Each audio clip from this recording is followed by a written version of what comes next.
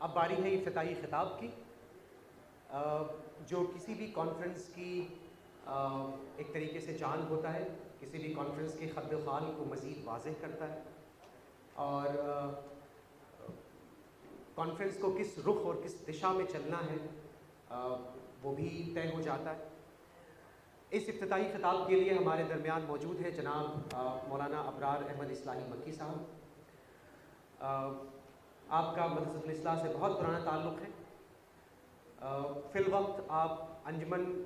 طلبہ قدیم مدرسۃ الاصلاح، جو مرکزی انجمن طلبہ قدیم مدرسۃ الاصلاح کے صدر ہیں۔ ملازمت کے آخری دنوں تک آپ ادارہ رابطہ عالم عربی کے انگلش بلیٹن سے آپ کا تعلق رہا ہے، اور گرچہ ریٹائر ہو گئے ہیں لیکن قوم اور ملت کا درد اور اس کی خدمت کرنے کا جذبہ ابھی ریٹائر کی عمر کو نہیں پہنچا ہے۔ قوا مزمحل ہو گئے ہیں لیکن ان میں اب ایک نئی جان پڑ گئی، اور جب سے مولانا نے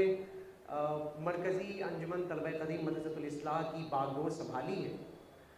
تب سے گویا پورا ہندوستان ایک گاؤں بن گیا ہے، اور ہندوستان کے الگ الگ شہر اور وہاں کی شاخ جو انجمنیں ہیں ان کے درمیان ایک بہت گہرا رابطہ اور ایک بہت گہرا تعلق قائم ہو گیا۔ مجھے یقین ہے اور میں اس بات پہ کافی فخر کرتا ہوں کہ بہت دنوں کے بعد اتنا گہرا ربط اور اتنا گہرا تعلق اور اتنا گہرا رابطہ مدرسۃ الاصلاح اور ہندوستان کے دوسرے بقیہ جو علاقے ہیں اور وہاں موجود فارغین مدرسہ الگ الگ معاشی اور سماجی کارروائیوں میں اور اپنی خدمات انجام دے رہے ہیں، ان دونوں کے درمیان اس سے بہتر، اس سے خوشگوار تعلق اس سے پہلے قائم نہیں تھا۔ اور ان کامیابیوں کا پورا کریڈٹ مولانا ابرار احمد اصلاحی مکی صاحب کو جاتا ہے۔ میں جناب مولانا ابرار احمد اصلاحی مکی صاحب سے گزارش کروں گا کہ آپ براہ کرم اسٹیج پر تشریف لائیں اور افتتاحی خطاب کا آغاز کریں۔ ہم مولانا سے 15 سے 20 منٹ سننا چاہیں گے۔ جناب مولانا ابرار احمد اصلاحی مکی صاحب۔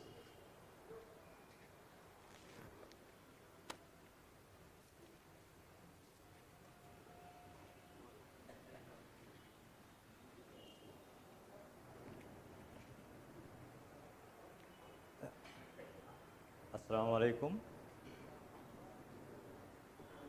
بسم اللہ نحمدہ ونصلی علی رسولہ الکریم وعلی آلہ وصحبہ اجمعین۔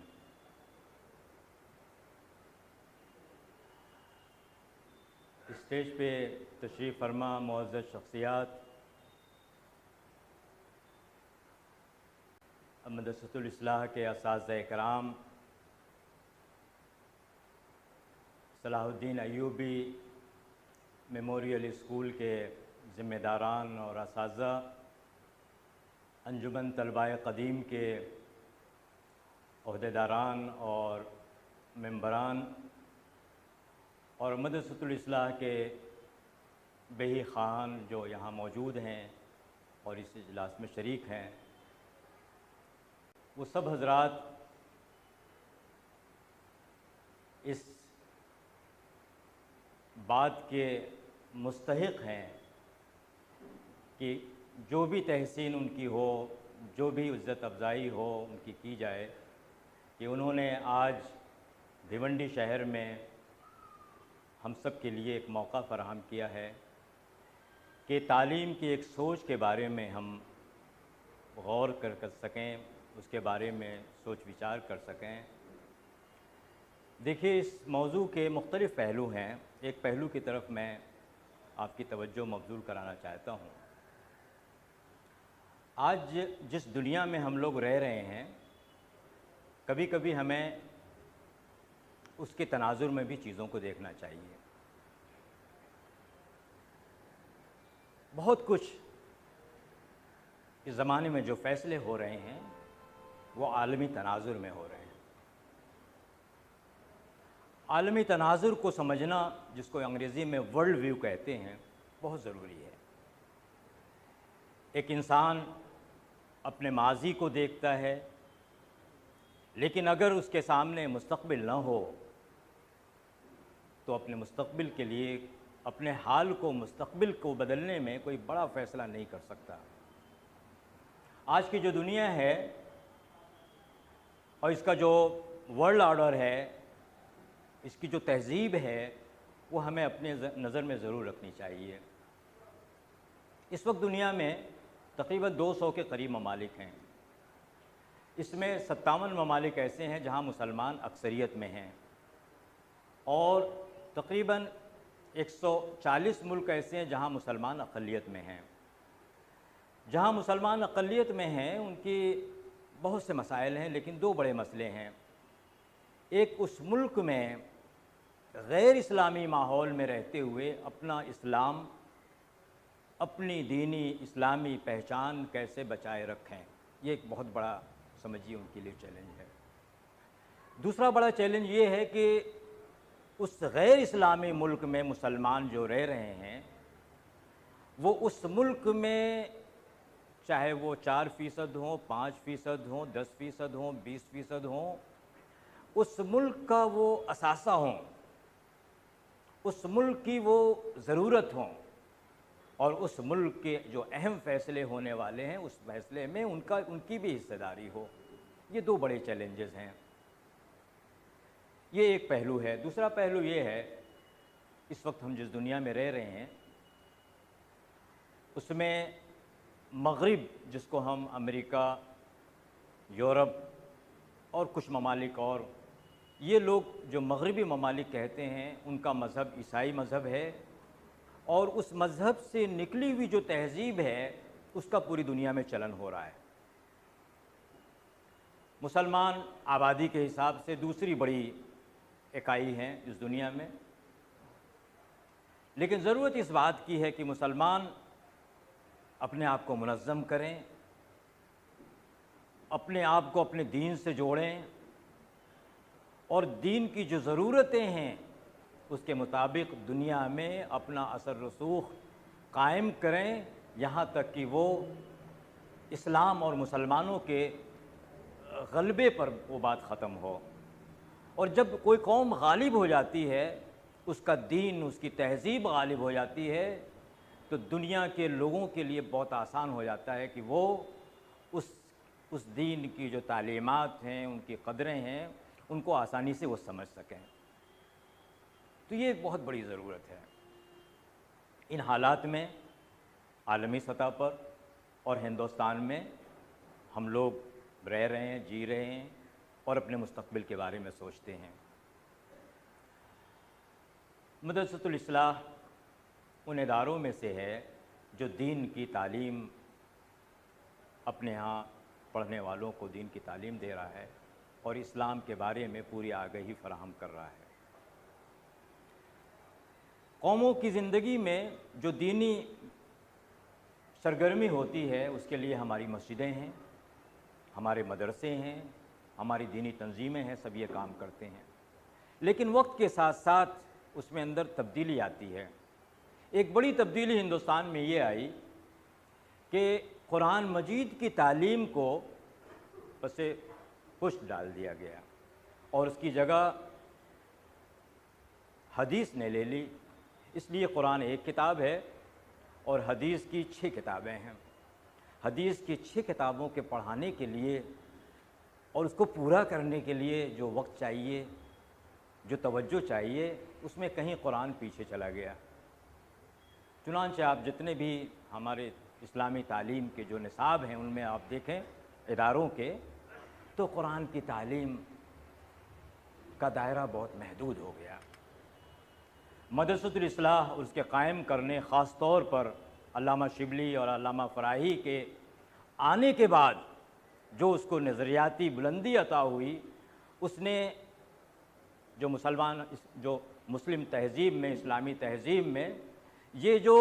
قبلے کا رخ بدل گیا تھا اس کو صحیح کیا۔ یہ سب سے بڑا اعزاز ہے مدرسۃ الاصلاح کا۔ لیکن ضرورت اس بات کی ہے کہ مدرسۃ الاصلاح کے جو فارغین ہیں، اور خاص طور سے آج کے زمانے میں جو انجمن ہے، اس کے عہدیداران، اس کے جو لوگ ہیں، ان کی یہ ذمہ داری ہے کہ اب اس کام کو، قرآن کے پیغام کے کام کو، قرآن کی خدمت کے کام کو ہم اس کو اور آگے لے جائیں، جو اصلاحی برادری ہے اس کو منظم کریں، اور جو اس کا اصل پیغام ہے، اصل پیغام وہی ہے کہ قرآن مجید جس شخصیت پہ نازل ہوا تھا، حضرت محمد صلی اللہ علیہ وسلم، انہوں نے اپنی زندگی میں سب سے زیادہ جو کام کیا، یہ قرآن کا پیغام کس طرح سے ان لوگوں تک پہنچے جن تک پہنچ نہیں سکا ہے۔ یہ ساری زندگی میں سیرت رسول اللہ صلی اللہ علیہ وسلم کی سیرت کے بہت سے پروگرام ہوتے ہیں، وسلم کی زندگی میں یہ وہ پہلو ہے جو سب سے زیادہ نمایاں اور سب سے زیادہ ابھرا ہوا ہے۔ مدرسۃ الاصلاح، اس کے فارغین اور اس کے لیے جو ہمدردی رکھنے والے ہیں، ان کے نزدیک سب سے بڑا مشن، سب سے بڑا جو پیغام ہے وہ یہی ہونا چاہیے کہ اللہ کی آخری کتاب، اللہ کا آخری پیغام، اللہ کے آخری نبی محمد صلی اللہ علیہ وسلم کے ذریعے سے جتنا زیادہ ہو سکے دنیا کے لوگوں تک ہم پہنچا سکیں، اور سب سے زیادہ ہندوستان میں، جس کی ضرورت ہے کہ مسلمان یہاں 15-20% ہیں، اور ہم کس طرح سے اس کام کو بھرپور طریقے سے اس ملک میں آگے لے جا سکتے ہیں۔ تو مدرسۃ الاصلاح کے جو فارغین ہیں اور ان کی ذمہ داری ہے کہ اس کام کو میں ہم توسیع دیں، اسے بڑھائیں، کہ کس طرح سے ایک طرف ہندوستان میں جو دینی تعلیم کا جو نصاب تعلیم ہے اس میں قرآن مجید کا جو مقام ہے وہ اسے ملنا چاہیے، یہ ایک پہلو ہے۔ دوسرے، مدرسۃ الاصلاح کے فارغین ہندوستان میں قرآن مجید کے پیغام کو ان لوگوں تک لے جانے کے لیے جن تک نہیں پہنچا ہے، کس طرح سے ہم اسے پہنچا سکتے ہیں۔ دوستو، یہ ایک بہت بڑا چیلنج ہے۔ ایسے حالات میں جب ہندوستان میں مسلمانوں کے لیے بہت ساری مجبوریاں ہیں، بہت سے کام ہیں، لیکن یہ وہ کام ہے جو مجھے لگتا ہے اور میرا یقین ہے کہ اللہ جس کی یہ کائنات ہے، جس کے ہم امتی ہیں، اور جس نے ہمیں خیر امت کا خطاب دیا ہے، تو خیر امت کا خطاب اسی لیے ہے کہ وہ کام جو انبیاء علیہ السلام نے اور وہ کام جو محمد صلی اللہ علیہ وسلم نے سب سے زیادہ اپنی زندگی میں جس کام کو عزیز کیا تھا کہ اللہ کے اس پیغام کو اللہ کے بندوں تک پہنچا دیا جائے، اگر ہم اس کام کو اختیار کر لیں سر فہرست کے طور پر، اور کس طرح سے ہم لوگوں کے دکھوں کا مداوا بن سکتے ہیں، لوگوں کے کام آ سکتے ہیں، لوگوں کی ضرورت بن سکتے ہیں، اس طرح سے کر سکتے ہیں۔ دوستو، ہندوستان میں آنے چند مہینے ہوئے مجھے آئے ہوئے، آنے کے بعد میں نے 2 کام کی شروعات کی ہے، اور ابھی میں نے اس کی شروعات کی ہے۔ ایک کام یہ ہے کہ کس طرح سے قرآن مجید کی خدمت کی جائے، اور اس کے لیے میں نے ایک ادارہ قائم کیا ہے، انٹرنیشنل قرآن ریسرچ اکیڈمی، جس کا صدر دفتر دہلی میں ہوگا، جس کا بنیادی کام یہ ہوگا کہ جگہ جگہ قرآن کانفرنس کر کے لوگوں کو، جو پڑھا لکھا مسلمانوں کا طبقہ ہے، اس کو یہ بات بتائی جائے کہ اللہ کے اس پیغام سے وہ خود جڑیں، اس کا مطالعہ کریں، اس کے مطابق اپنی زندگیاں تبدیل کریں، اور اس ملک میں جو اللہ کی آواز ہے مسلمان، اللہ کے پیغام کو ان لوگوں تک پہنچائیں جن تک یہ پیغام نہیں پہنچا ہے۔ تو ایک تو یہ کام ہے۔ دوسرا کام یہ ہے کہ اس ملک میں باہر رہ کے رابطہ عالم اسلامی میں شعبہ اقلیت میں ریسرچ آفیسر تھا، وہاں مجھے یہ بات سمجھ میں آئی ہے کہ ہندوستان کے مسلمانوں میں جو سن 1947 میں یہاں کا جو متوسط طبقہ سرحد پار چلا گیا اپنی مختلف وجوہ سے، جب تک وہ منظم نہیں ہوگا،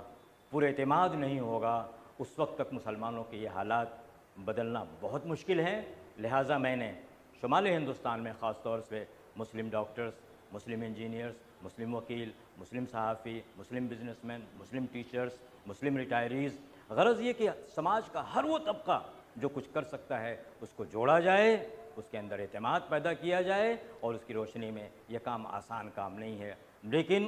اگر اس کام میں ہم آگے آتے ہیں، اس کی کوشش کرتے ہیں، ٹھیک ہے ہماری زندگی محدود ہو سکتی ہے، لیکن دوسرے اگر ان کو یہ بات سمجھ میں آ جائے، اس کام میں لیڈ لیں، آگے آئیں، تو یہ کام آگے بڑھ سکتا ہے، اور اس کے مطابق ہماری زندگیاں تبدیل ہوں گی۔ تو یہ کام بھی انشاءاللہ مدرسۃ الاصلاح کے کھاتے میں جائے گا، اس لیے کہ اس سے وابستہ وہاں سے فارغین، وہاں سے فارغ ہونے والے، وہاں کے جو تعلیم یافتہ افراد ہیں، وہ اگر آگے بڑھتے ہیں قرآن کی خدمت کرتے ہیں اور قرآن کے ماننے والوں کے مختلف ان کی دینی، ان کی تعلیمی، ان کی اقتصادی، ان کی تہذیبی، ان کی ثقافتی ترقی کے لیے کام کرتے ہیں، تو انشاءاللہ جس مقصد کے لیے مدرسۃ الاصلاح قائم ہوا تھا وہ کام ہوگا، اور اس انتہائی ناسازگار ماحول میں ہم ایک بہتر کام کر سکیں گے، اور وہ قومیں مستقبل میں جینے کا حق رکھتی ہیں جو اپنے دور کے چیلنجز کو اپارچونیٹیز میں بدل سکتی ہیں۔ ہمارے سامنے یہ بھی ایک اپارچونیٹی ہے، موقع ہے، کس طرح سے ہم اس کو بہتر استعمال کر سکتے ہیں۔ اگر ہم کر سکے تو انشاءاللہ مستقبل میں کامیاب ہوں گے۔ میں اسی پر اپنی بات ختم کرتا ہوں۔ وآخر دعوانا ان الحمدللہ رب العالمین۔